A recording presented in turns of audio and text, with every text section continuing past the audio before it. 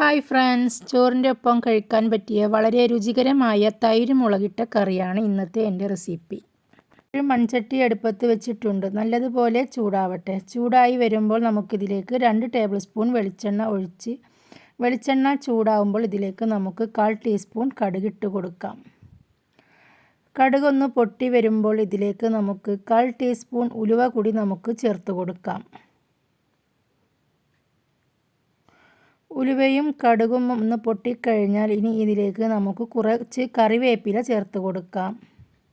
കറിവേപ്പില ചേർത്തതിന് ശേഷം ഇതിലേക്ക് ഒരു 20 ചുവന്നുള്ളി നമുക്ക് ചെറുതായി അരിഞ്ഞത് നമുക്കിതിലേക്ക് ചേർത്ത് ബ്രൗൺ കളറാകുന്നത് വരെ ഒന്ന് വഴറ്റി കൊടുക്കാം. ഇതിലേക്ക് ഒരു 2 വറ്റൽ മുളക് കൂടി നമുക്ക് ചേർത്ത് കൊടുക്കാം. ഒരു മീഡിയം സൈസ് തക്കാളി ചെറുതായി അരിഞ്ഞത് നമുക്ക് ഇതിലേക്ക് ചേർത്ത് നന്നായി ഒന്ന് ഇളക്കി യോജിപ്പിക്കാം.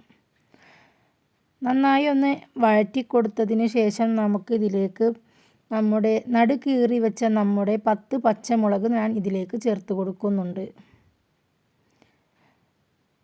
1 മിനിറ്റ് നമുക്കിതൊന്ന് വഴറ്റി കൊടുക്കാം. നന്നായി ഒന്ന് ഇളക്കി യോജിപ്പിച്ചതിന് ശേഷം ഇതിലേക്ക് 1/2 ടീസ്പൂൺ മഞ്ഞൾപ്പൊടിയും 1/2 ടീസ്പൂൺ ഉപ്പും കൂടി നമുക്ക് ചേർക്കാം. ഇനി നമുക്കിതിൻ്റെ രുചി എല്ലാ ഭാഗത്തേക്കും എത്തുന്ന വിധത്തിൽ നമുക്കിതൊന്ന് ഇളക്കി യോജിപ്പിക്കാം. ഇനി ഇതിലേക്ക് നമുക്കൊരു 1/4 കപ്പ് തൈരെടുത്ത് മിക്സിയുടെ ജാറിലേക്ക് ഇട്ടടിച്ചതിന് ശേഷം നമുക്കിതിലേക്ക് ഒഴിച്ചു കൊടുക്കാം. ഇനി നമുക്കൊന്ന് നന്നായി ഒന്ന് മിക്സ് ചെയ്ത് കൊടുക്കാം. തൈര് മിക്സിയുടെ ജാറിലേക്കിട്ട് ഒന്ന് അടിച്ചെടുത്താൽ ഇത് പിരിഞ്ഞു പോകില്ല. അതുകൊണ്ട് ചൂടായാലും കുഴപ്പമില്ല. നമുക്കിതൊന്ന് തിളപ്പിക്കാം. ഉപ്പുണ്ടോ നോക്കിയതിന് ശേഷം നിങ്ങൾക്ക് ഉപ്പ് കുറവാണെങ്കിൽ ഉപ്പിട്ട് കൊടുക്കാം. എൻ്റെ തൈര് മുളകിട്ടത് ഇവിടെ നന്നായി തിളച്ച് വന്നു. ഞാൻ തീ ഓഫ് ചെയ്തു.